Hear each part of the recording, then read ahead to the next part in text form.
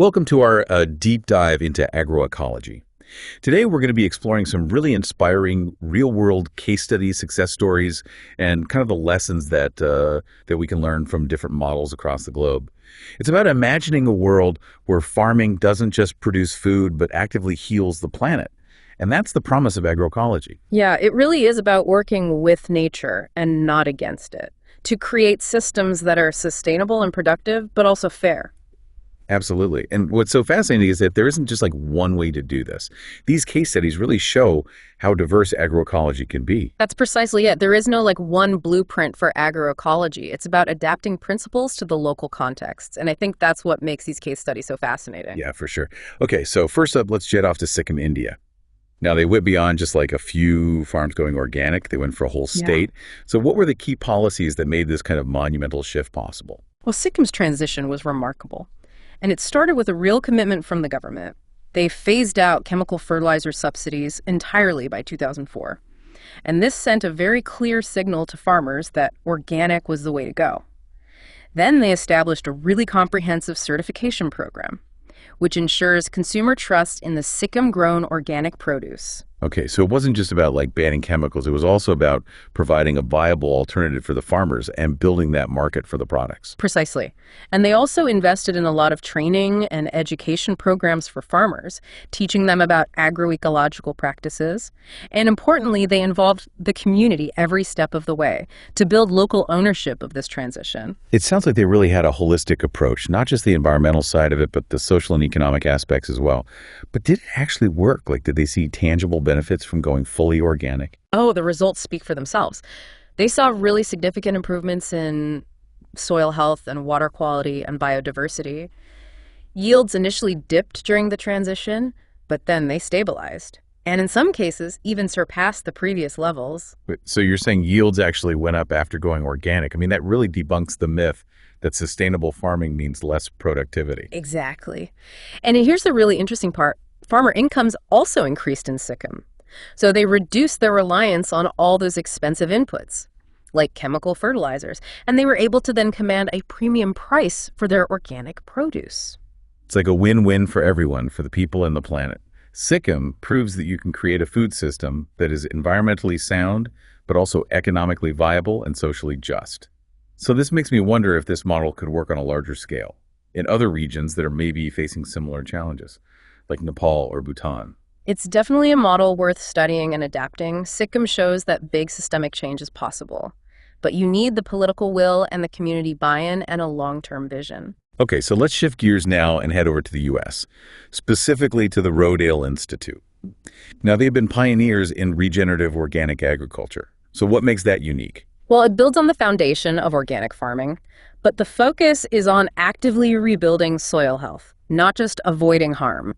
So they champion practices like cover cropping, which keeps the soil covered and protected year-round, and no-till farming, which minimizes soil disturbance. And these practices enhance the soil's ability to store carbon, which is a powerful tool against climate change. Okay, so it's not just about what you don't do, but what you actively do to regenerate the land. That's fascinating. But do they have the data to back up these claims? Can regenerative organic agriculture really compete with conventional farming when it comes to yields? Well, the Rodale Institute has been conducting a long-term farming systems trial, and this compares conventional and organic and regenerative organic systems side by side for over 40 years. And the findings are quite striking. Okay, I'm on the edge of my seat. Spill the tea. What did they find? Their research shows that regenerative organic systems match the conventional yields in the long term. And during drought years, regenerative organic yields are actually significantly higher. They also use less energy. They build more fertile soil.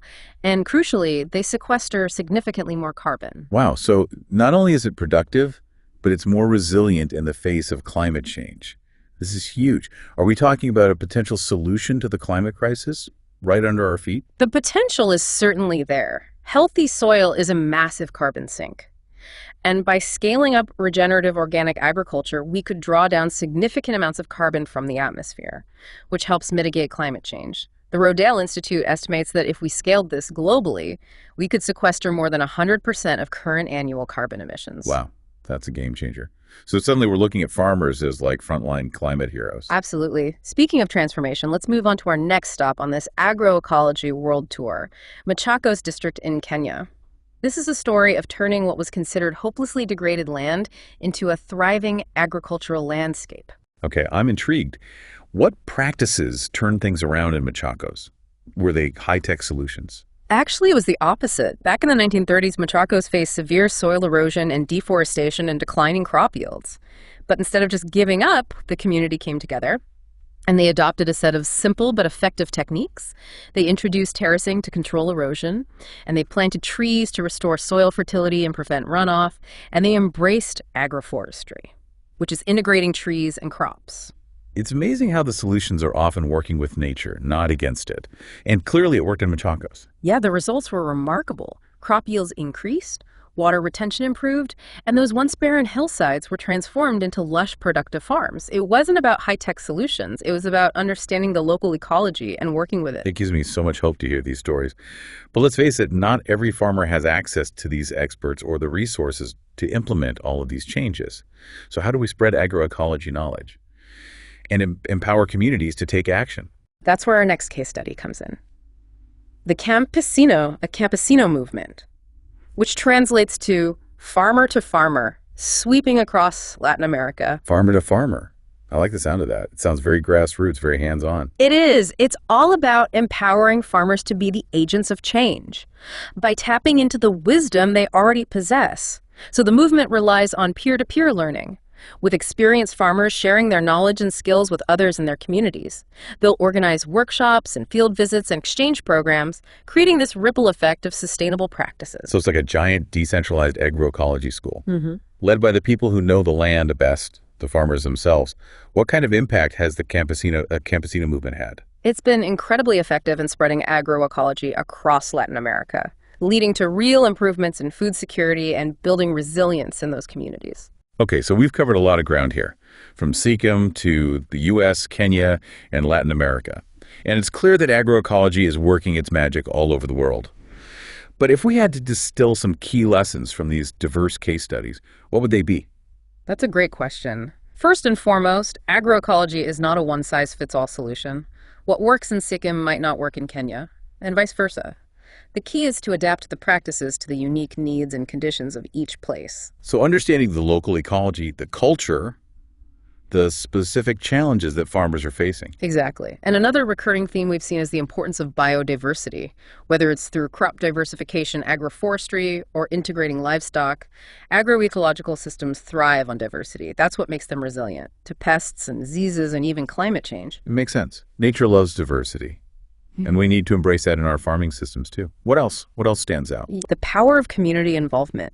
Agroecology isn't just about individual farms changing their practices. It's about transforming entire food systems. And that requires collective action and knowledge sharing and a strong sense of community.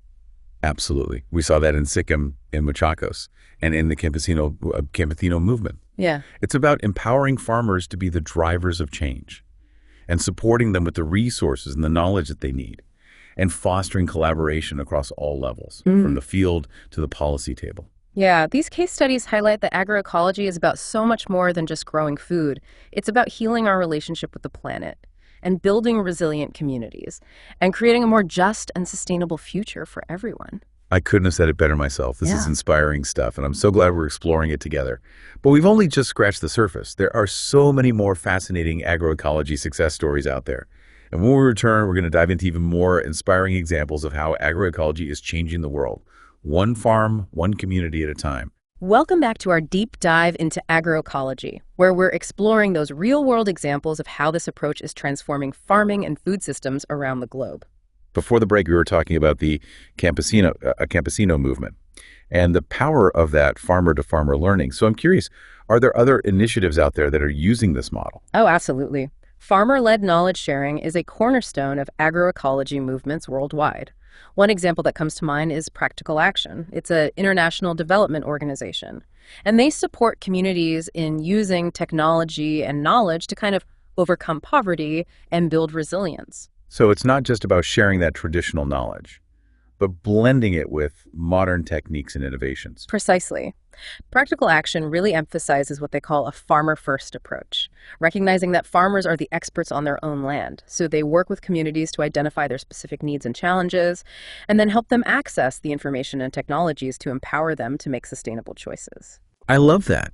So it's like meeting people where they are and supporting them with the tools and knowledge, not dictating solutions from above. Exactly. And one of the coolest things I think about Practical Action's approach is they document and share all these farmer-led innovations through a database. So they create this global library of agroecological wisdom that others can learn from. Oh, that's brilliant. It's like a global network of farmer innovators, all connected and sharing solutions for a more sustainable future. This gives me so much hope. It should. And speaking of hope, let's shift our focus to a place that's been hit hard by climate change, the Sahel region of Africa. Now, you might think that a region facing desertification and drought wouldn't be a hotbed of agroecological innovation, but you'd be wrong. Okay, you've definitely piqued my curiosity. What's happening in the Sahel? Well, for years, the Sahel has struggled with declining soil fertility and erratic rainfall and food insecurity. But something remarkable is happening. Farmers are reclaiming the land. They're literally bringing it back to life through a technique called Farmer-Managed Natural Regeneration, or FMNR. FMNR. That sounds intriguing. Break it down for me. Okay, so it's deceptively simple, but incredibly powerful. FMNR involves carefully pruning and managing the stumps and roots of trees that have been cut down or degraded. And by doing so, farmers encourage new growth from those existing root systems, essentially coaxing life back into the landscape. Wait, so they're not planting new trees. They're reviving the old ones. That's the beauty of it. It turns out that even when trees appear dead above ground, their root systems often remain alive beneath the surface, just waiting for the right conditions to regenerate. Oh, wow. So it's like a hidden forest, just waiting to be unlocked. This is amazing. What kind of impact is FMNR having in the Sahel? The results have been transformative, where once there was barren land, there are now thriving trees, providing shade, improving soil fertility, and restoring that biodiversity. This in turn leads to increased crop yields, more reliable water sources, and improved livelihoods for those communities. It's incredible to think that something as simple as pruning can have such a profound impact. Are there any specific examples of how FMNR is like changing lives in the Sahel? Absolutely. One of the most inspiring stories comes from Niger, where a farmer named Tony Renato helped pioneer this FMNR technique back in the 1980s. At the time, Niger was facing a severe famine, and deforestation was rampant.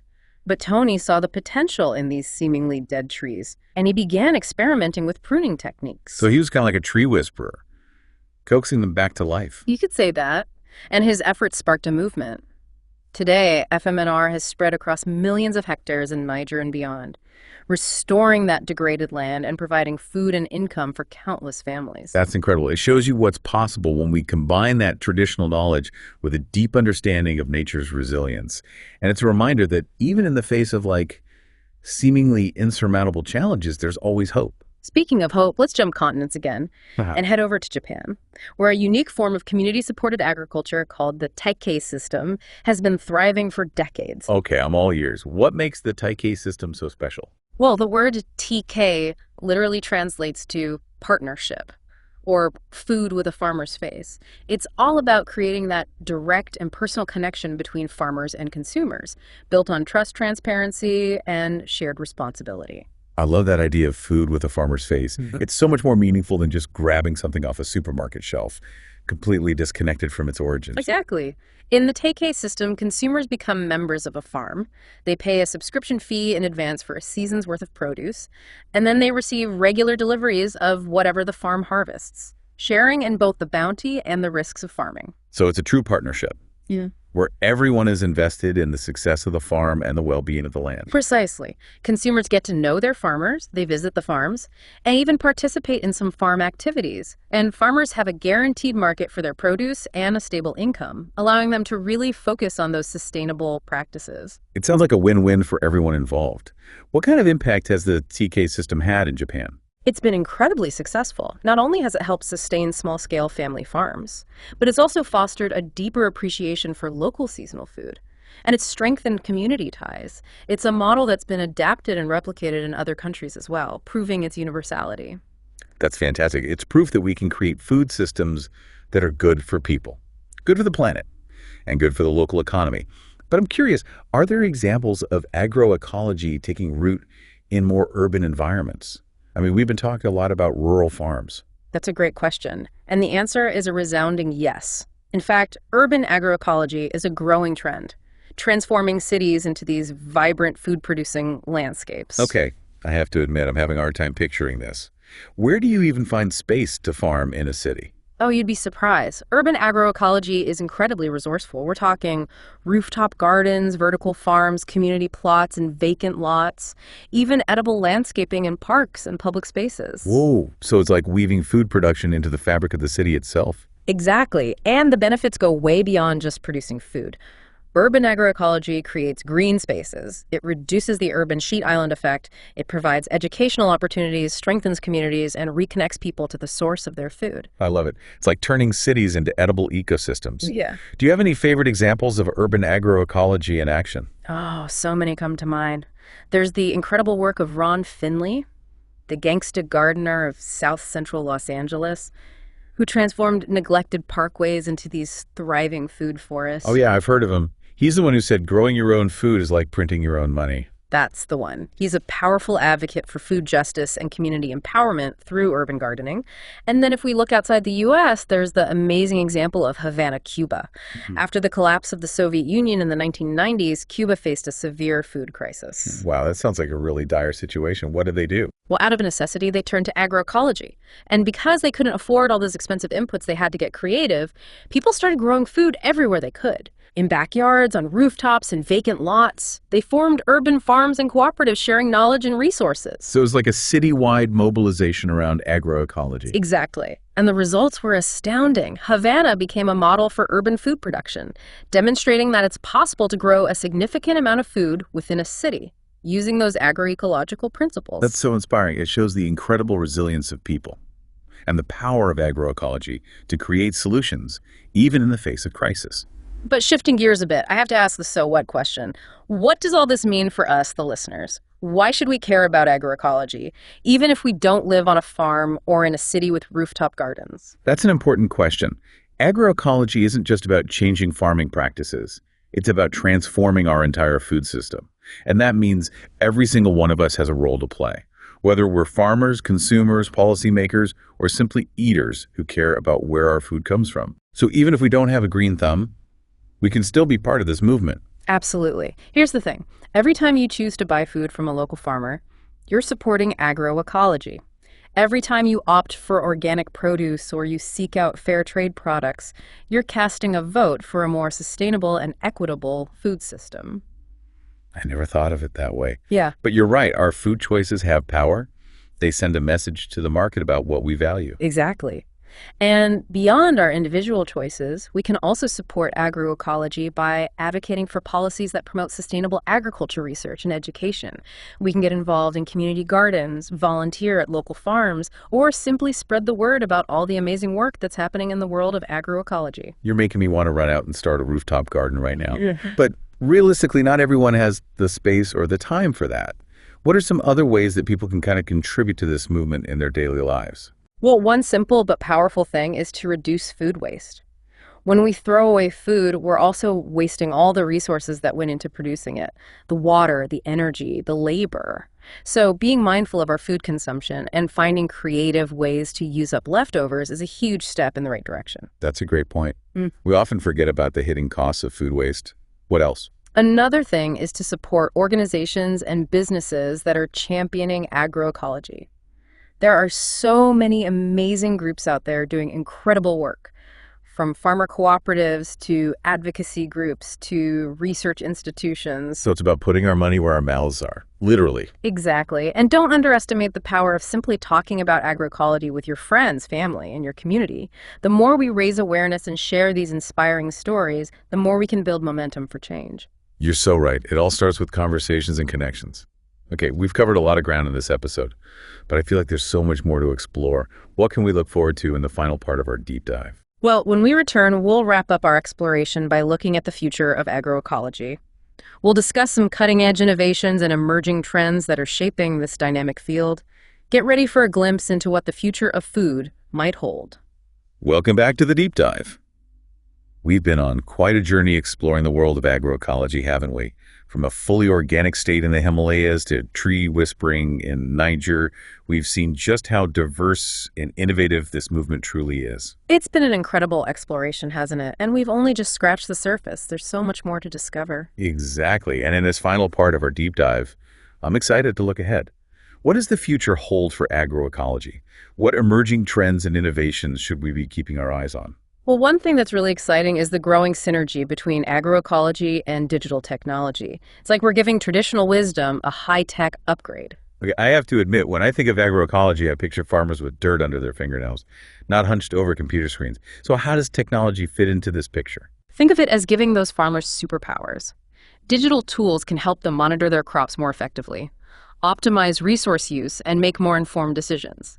For example, sensors in the field can collect data on soil moisture, nutrient levels, and even pest pressure, allowing farmers to target their interventions with precision. So it's like giving the farm a checkup with high-tech tools. Fascinating. Precisely. And this data can be analyzed using artificial intelligence and machine learning to provide insights and recommendations to farmers. Imagine a farmer getting real-time alerts on their smartphone about potential pest outbreaks or irrigation needs. It's like having a virtual agronomist in your pocket. That's next-level farming. But wouldn't these technologies be expensive and out of reach for many farmers, especially smallholders in developing countries? That's a valid concern, but the good news is that the cost of these technologies is rapidly decreasing, and access is improving even in remote areas.